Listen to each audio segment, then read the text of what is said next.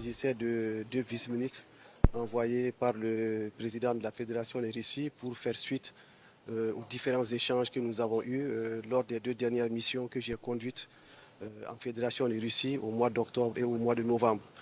Je rappelle que ces deux missions ont conclu et abouti à la signature de plusieurs mémorandums d'entente sur la réalisation de certains projets structurants, des projets de développement pour le Mali. Il s'agit de certains projets en matière d'énergie renouvelable, d'énergie nucléaire et de toutes les applications de l'énergie nucléaire dans les domaines de la médecine, de l'agriculture, etc. Il s'agit également de parler des questions liées à l'approvisionnement du Mali en engrais, en blé et en produits pétroliers.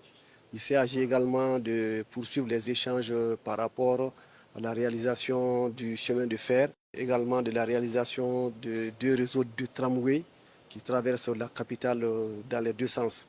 Également la création d'une compagnie aérienne qui va desservir les différentes destinations régionales au Mali, également dans la sous-région, notamment dans les pays comme le Burkina, le Niger.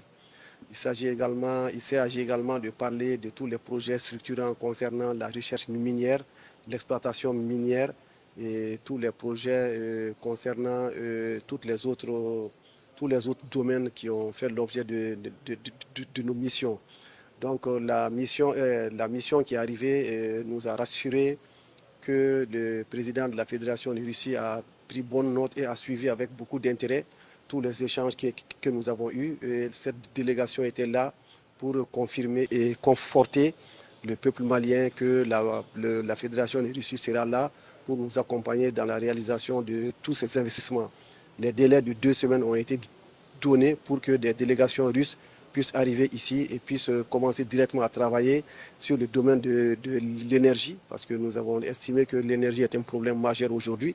Et une délégation sera là dans les 2 semaines pour évaluer et nous permettre très rapidement de régler toutes les questions liées à la fourniture d'énergie au peuple. Également dans le domaine du transport aérien, dans le domaine du transport ferroviaire, dans le domaine de la recherche minière et dans le domaine de l'envoi de satellites pour le Mali, pour que nous puissions avoir une couverture totale du pays par Internet, par les réseaux de télécommunications, par le contrôle et pour faire un cadastre minier. Tout cela, nous allons avoir des délégations qui vont se succéder ici dans les 2 semaines à venir pour que vraiment un coup de fouet puisse être donné à la réalisation de toutes ces infrastructures. En tout cas, là, nous sortons très satisfaits de ces échanges et nous pensons très rapidement que les choses vont bouger pour le bonheur du peuple malien.